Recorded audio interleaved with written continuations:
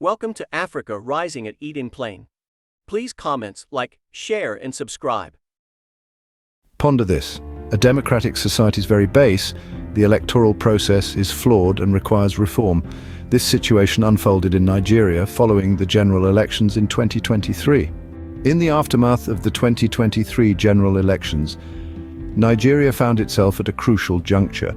Historic events that unfolded marked the complex socio-political underpinnings of the West African nation's struggle for honest elections. These elections, like many before, were marred by allegations including widespread fraud, unabated violence, and glaring inconsistencies. However, this was not a sudden occurrence. These problems had become an expected part of the voting process, darkly overshadowing Nigeria's democratic journey for decades. The far-reaching implications extended beyond the legitimacy of the election results to influence public perception of democracy itself. Public confidence in the electoral system was at an all-time low, with widespread discontent and a lack of faith in the power of their vote. This led to a clear demand for change that echoed throughout the nation. Amidst this clamor, then-President Umaru Yar'Adua emerged as a key figure, taking a critical step towards reform.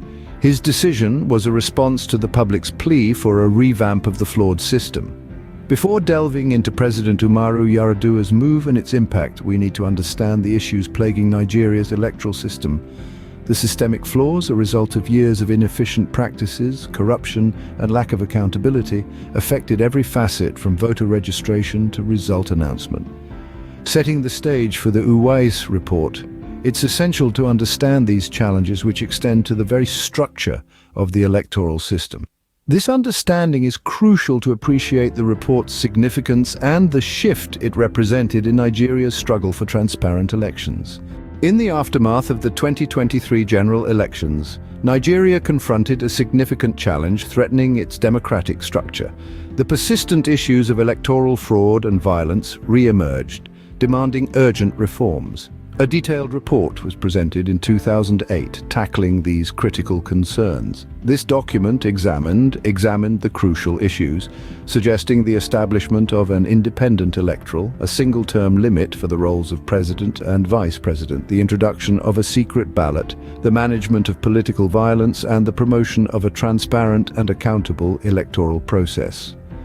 Although acknowledged and supported by electoral observers and civil society, a handful of these recommendations have been accepted by the government. In this video, we explore the substance of this pivotal report, its effect on Nigerian politics, and the hurdles faced during its implementation. The elections took place according to the Electoral Act of 2022, yet they faced several issues such as logistical problems, technological breakdowns, and slow voting procedures. Lack of trust in courts and election tribunals was evident, while the performance of registered political parties proved insufficient.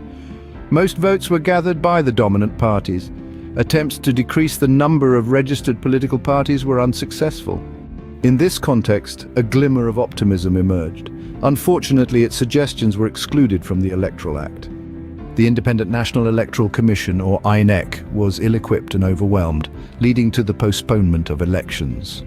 In conclusion, the Uwais Report stands as an imperative guide for Nigeria's electoral reform.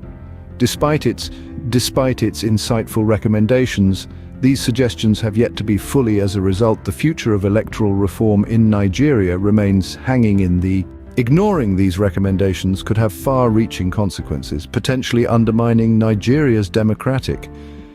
This is an essential step towards strengthening our democracy. In the years following the creation of the Uwais Report, we've seen a spectrum of successes and disappointments. A prime disappointment is that the report's suggested full autonomy remains challenging due to political interference. The call for a proportional representation system to establish a balanced political landscape was not adopted, fueling a winner-takes-all mentality that undermines the democratic process. While report's recommendation for biometric registration and the use of smart card readers gained some ground, it encountered significant setbacks, casting a shadow on the integrity of the voting process. One of the most glaring failures is the lack of effective deterrents for electoral offenders. The report's proposed 10-year ban on offenders has not been actualized, thereby fostering impunity. Critics argue that the report did not sufficiently address internal democracy parties, the role of security agencies, and campaign finance reforms, further complicating the electoral landscape. In conclusion, while the Uwais Report provided a roadmap for electoral reform, its vision for a transformed electoral system in Nigeria is yet to be fully realized. The progress made is admirable, but the obstacles encountered serve as a reminder of the long journey ahead. Thank you for watching Africa Rising at Eden Plain. Please comments, like, share and subscribe.